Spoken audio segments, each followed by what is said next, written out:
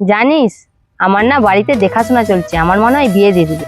কি বলিস রে, তোমালে তাহলে কি হবে? দেখি এখন তাহলে কি হয়। আমার বাড়িতেও দেখাশোনা চলছে, কিন্তু আমি সুরেশকে ছাড়া বিয়েই করবো না। কিন্তু তোদের বাড়িতে সুরেশকে যদি না মেনে নেয়? না মেনে নেয় না নিবে, আমি তো পালিয়ে গিয়ে বিয়ে করবো। তুই কি তোমালকে ছাড়া দেখাশোনা করেই বিয়ে করবি? আরে আমার ঠামি বলেছিল প্রেম করে বিয়ে করলে যত জ্বালা তত অশান্তি, আরে দেখাশোনা করে বিয়ে করলে সুখী হয়। তাই ভাবছি তোমালকে ছেড়ে দিয়ে আমি দেখাশোনা করে বিয়ে করবো।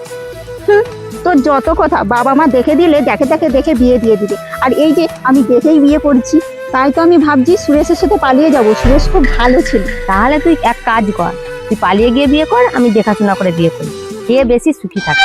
ঠিক আছে তাহলে।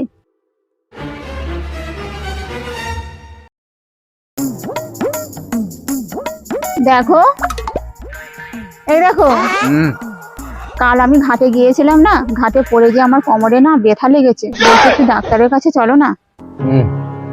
আমাকে বলছো কেন? মায়ের কাছে যাও। কি আমি মায়ের কাছে যেয়ে বলবো? বিয়ে করে আসার পর থেকে তুমি দেখি প্রতিদিনই গাঁজা খাও। তোমাকে প্রেম করে ভালোবেসে বিয়ে করে আমি ভুল করলাম। যখনই কিছু প্রয়োজন হবে বলে মায়ের কাছে চলে যাও। ডাক্তার বাড়ি যার কথা বললে বলবে মায়ের কাছে চললে। আমি অত শত বুঝি না, তোমাকে প্রেম করে বিয়ে করেছি, তুমি চলো ডাক্তার বাড়ি। তুমি যাও তো ঘোড়ার ডিম। তুমি এরকম নেশাকর যদি জানতাম, জীবনে আমি তোমাকে বিয়ে করতাম না।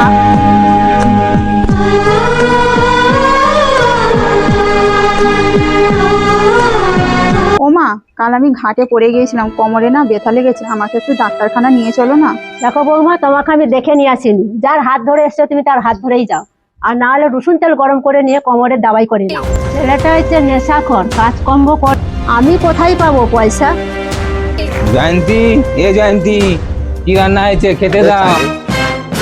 ছি ছি ছি, তুমি মদ খেয়ে এসো, গাঁজা খেতে খেতে আবার মদ খাওয়া চালু করছো। বেশ করেছি, মদ খেয়েছি। আমি আমার পয়সায় মদ খেয়েছি। আমি কি তোর বাবার পয়সায় মদ খেয়েছি? এই কথা বলতে তোমার লজ্জা করে না? তুমি তো আমাকে নিজেই নিয়ে পালিয়ে এসছো। কি তুই আমার লজ্জা তুলে কথা বললি?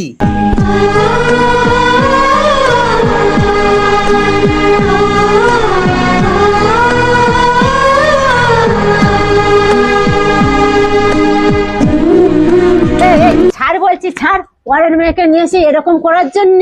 এই ছাড়া বলছি, তোমাদের সংসার আমি আর করবো না। বৌমা শোনো শোনো, আজ আমাকে মেরে রক্ত বার করে দিয়েছে। আমার বান্ধবী মনে হয় দেখাশোনা করে বিয়ে করে সুখেই আছে।